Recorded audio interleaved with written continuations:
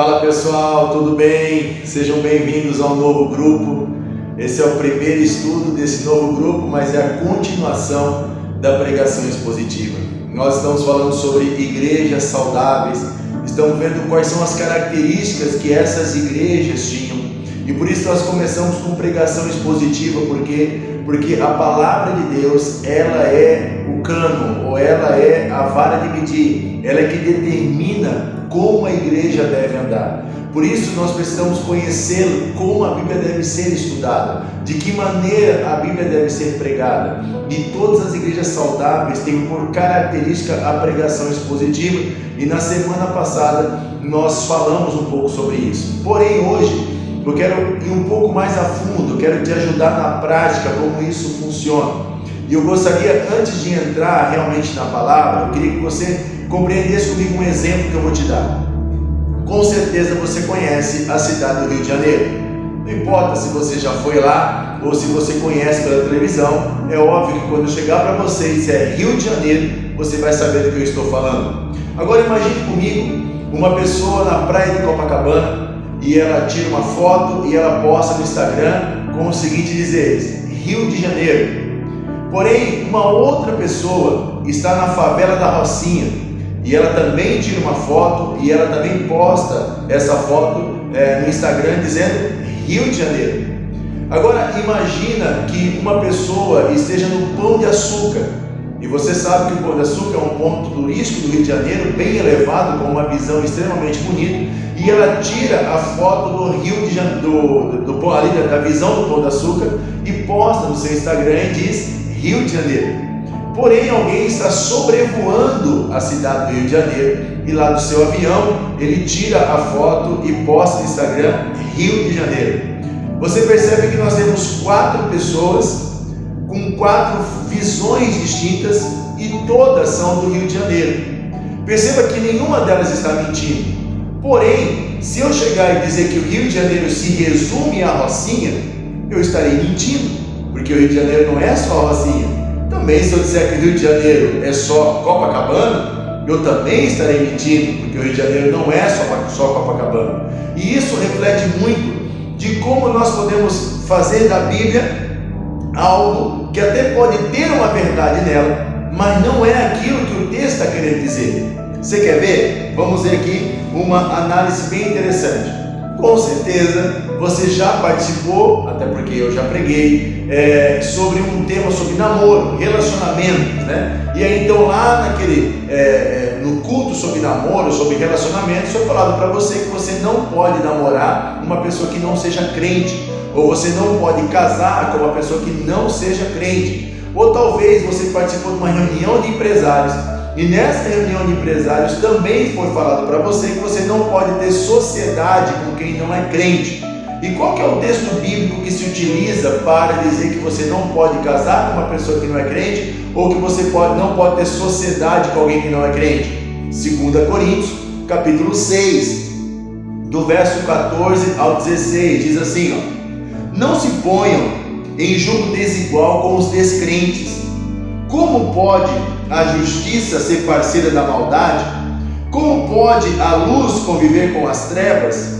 Que harmonia pode haver entre Cristo e o diabo?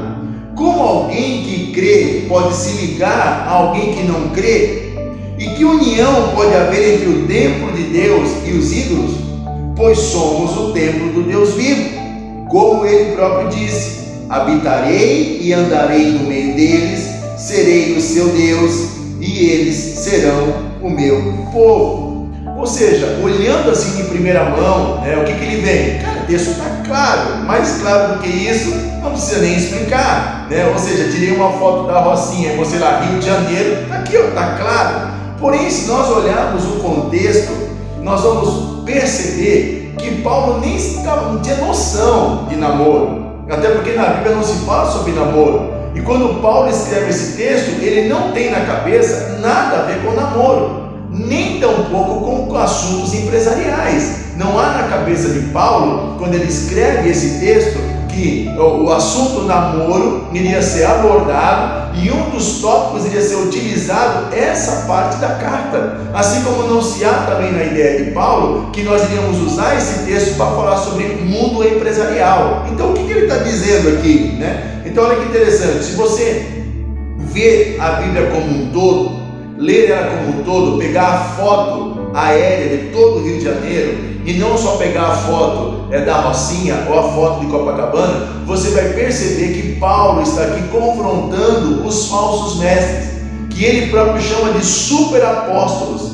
E esse texto aqui, o que ele dá a entender? Que essas pessoas não tenham aliança ou não tenham compromisso com essas pessoas que não são crentes, que são descrentes. Que essas pessoas se voltassem para Paulo. Por quê? Porque esses falsos apóstolos estavam enganando os irmãos da igreja, levando eles um evangelho que não era contra a perseguição, ou seja, aquele evangelho, sabe, do politicamente correto, não fala aquilo porque vai machucar a pessoa, não fala aquilo porque alguém pode pensar, então faz uma coisa assim que todo mundo vai se dar bem. E Paulo questiona. Então Paulo diz: olha, não se juntem com essas pessoas. Que aliança pode ver, ou o que pode, ele diz, o que há de comum entre Deus e o diabo?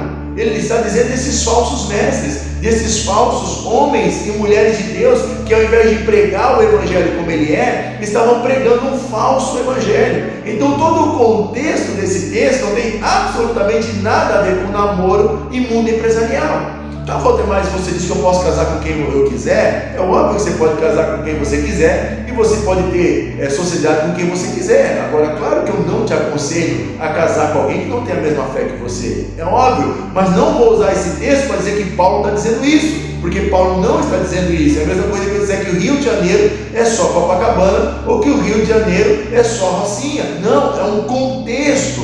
E aí eu te pergunto, por que nós não fazemos isso?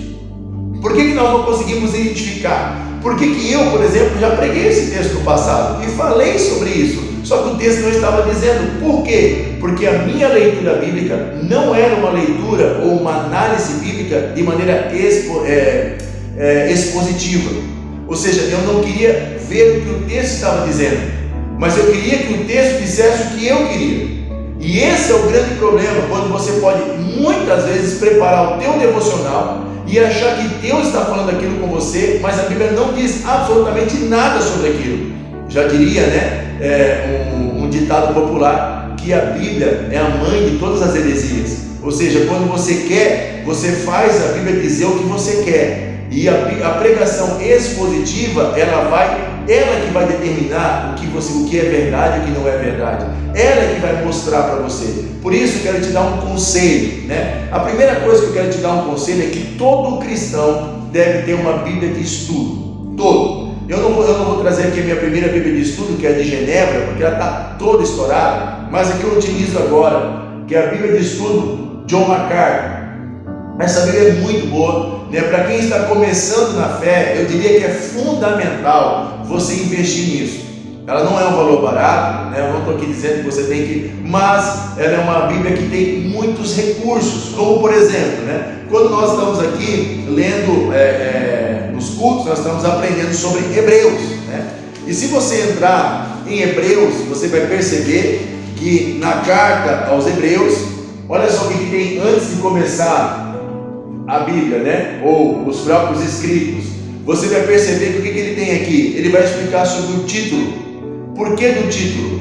O que tem a ver o título? Que ele vai te contextualizar, ele vai dizer o autor e a data. Quem escreveu a carta aos Hebreus, que nós já vimos que não tem uma definição de quem é. Mas quando que foi escrito? A parte para mim mais importante que eu leio, né, dessa Bíblia é a parte de pano de fundo. Qual era o contexto? O que estava acontecendo quando foi escrita essa carta? Por que ele escreveu essa carta? Nós já sabemos, né? Temos falado praticamente todo sábado que era um povo judeu que tinha se convertido ao cristianismo, mas por causa dessa decisão estavam sendo perseguidos. Então o autor escreve para eles não desanimarem, para eles perseverarem. Escreve que Jesus é maior do que Melquisedeque, maior do que Arão, maior do que Moisés, maior do que Abraão, e ele é o nosso único sumo sacerdote. Ou seja, tudo isso eu vou entender no pano de fundo. Aqui também ele tem temas históricos e teológicos, ou seja, ele vai explicar o contexto histórico, toda a parte teológica que qualquer pessoa consegue entender. E por último, ele inclusive te dá um esboço de como você pode estudar o livro de Hebreus. Aqui ele vai pegar, por exemplo, a superioridade da posição de Jesus Cristo. Então ele pega, ele é um nome melhor que os anjos, é um mensageiro maior, uma mensagem maior, uma salvação maior e um salvador melhor. Ou seja, ele vai explicando aqui, ele até faz um esboço para você estudar, fazer o teu devocional de maneira correta. É óbvio, né, que essa parte do esboço é o contexto do autor, né? Mas o pano de fundo, toda essa parte teológica, ela é fundamental. Para quê? Para a gente não ficar usando o texto, dizendo que o texto está dizendo isso, só que o contexto do texto não é isso. Então a importância da gente ter nossos momentos, né, como agora nós estamos lendo o livro de Lucas, né? Estamos encaminhando para o final de Lucas. Muitas pessoas não leem a Bíblia de maneira corrida, ou seja, capítulo por capítulo. O que ele lê? Ele lê como se fosse o horóscopo. Ó Deus, o que o Senhor quer falar comigo? Ele vai lá e abre a Bíblia. Eu sei que uma vez ou outra Deus pode falar com você assim. Às vezes você está num momento, Deus vai lá e abre a Bíblia e é um texto que Deus quer falar com você, mas isso é exceção, isso não é regra. A regra é o crente estudar. Por isso que Paulo vai dizer para Timóteo: procura te apresentar como obreiro aprovado, que maneja bem a palavra da verdade. É nossa principal função, minha como pastor, ensinar vocês a manejar bem isso daqui.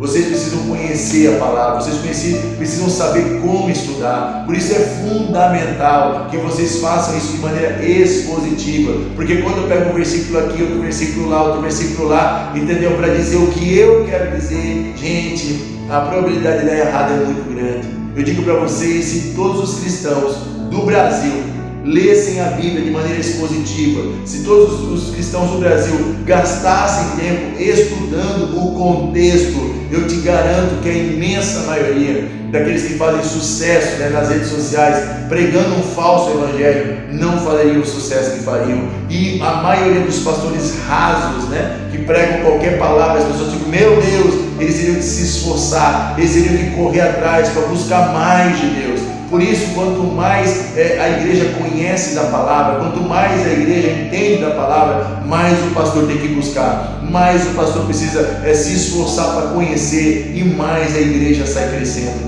Não tem como, gente, uma igreja onde é pregada expositivamente, onde os crentes leem a Bíblia de maneira expositiva, não tem como Deus não agir. Por isso, eu quero te estimular no pequeno grupo dessa semana, ou na sua casa, quando você compartilha com a sua semana. E aí, como é que está a tua meditação? Você é uma pessoa que lê a Bíblia e lê no contexto, ou você nem lê a Bíblia?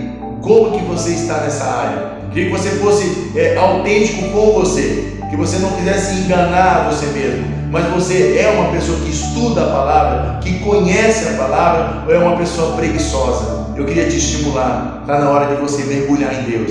E na semana que vem nós vamos para a última parte da pregação expositiva, onde nós vamos falar sobre como nós vamos conectar o Velho Testamento com o Novo Testamento e por que orar antes de ler a Bíblia é tão importante. Eu te espero, que Deus abençoe a sua vida. Eu te espero que você possa mergulhar nessa palavra, porque não só de pão viverá o homem, mas de toda a palavra que sai da boca de Deus. Que Deus abençoe a tua vida, em nome de Jesus. Amém.